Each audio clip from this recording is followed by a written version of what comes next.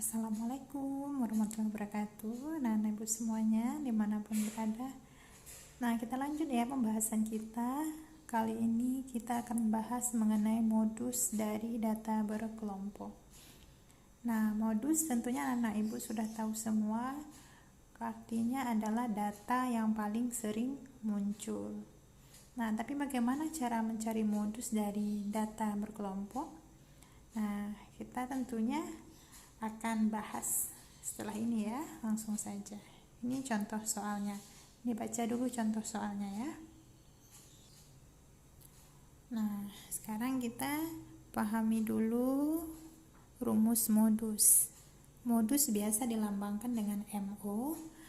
Dicari dengan ini tepi bawah ditambah dengan D1 dibagi dengan D1 ditambah D2 dikali dengan panjang interval. Nah, apa itu D1 dan D2? D1 adalah selisih frekuensi kelas modus dengan kelas sebelumnya. Sedangkan D2 adalah selisih frekuensi kelas modus dengan frekuensi setelahnya. Oke, kita langsung saja. Nah, tadi kan sudah disampaikan ya bahwa modus itu adalah data yang paling sering muncul, ditandai dengan frekuensinya yang paling besar. Nah, perhatikan tabel kita. Kita lihat terlebih dahulu frekuensi yang paling besar yang mana? Nah, tentunya yang 13 di sini kan. Nah, kita tandai. Berarti kelas modus kita adalah kelas yang memiliki frekuensi 13 ini. Karena frekuensinya lah yang paling besar dibandingkan dengan frekuensi yang lain. Nah, setelah ketemu kelasnya, barulah kita tentukan D1, D2, tepi bawah dan panjang intervalnya. Nah, D1 itu ini. D1 adalah selisih frekuensi kelas modus dengan tepat sebelumnya. Jadi 13 dikurang 8. Jawabannya 5.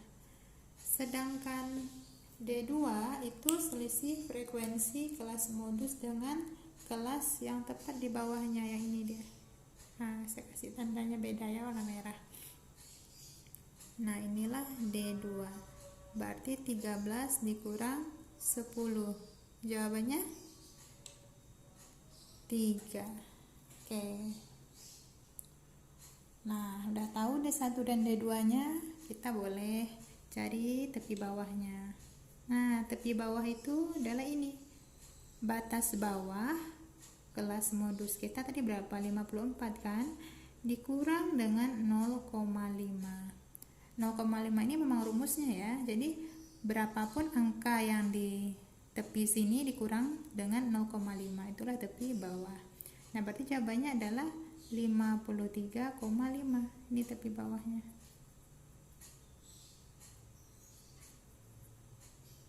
Oke.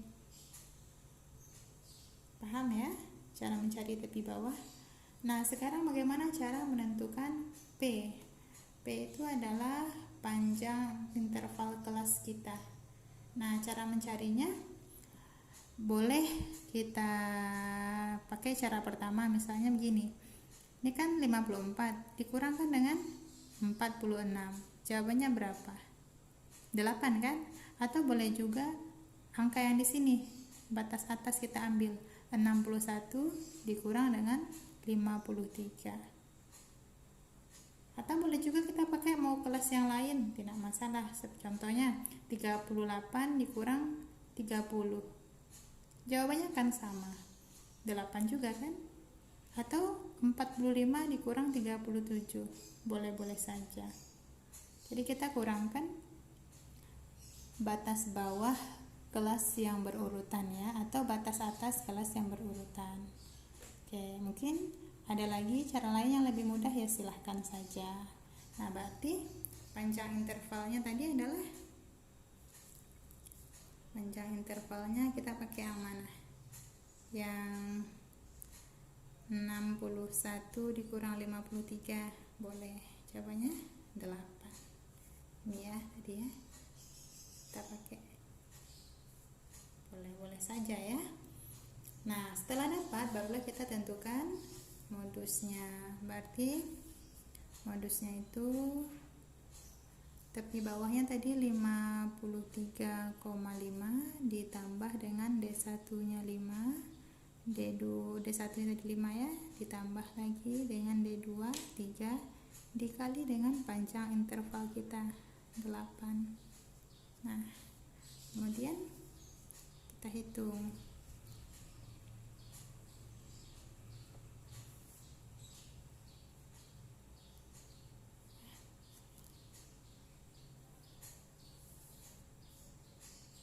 Oke, jadi ini 53,5 ditambah 5/8 dikali 8. 8 dengan 8 kan bisa kita coret, sehingga tinggal lagi 53,5 ditambah 5. Jadi modus kita adalah 58,5. 53,5 ditambah 5, 58,5 kan? Nah, selesai. Simpel kan? Nah, nanti setelah ini Ibu akan kasih satu soal latihan ya. Tolong dikerjakan seperti yang Ibu jelaskan ini, biar lebih paham lagi ya. Oke, nanti jangan lupa ya dikerjakan. Nah, ini dia soal latihannya. Pasti bisa ya. Oke, selamat belajar.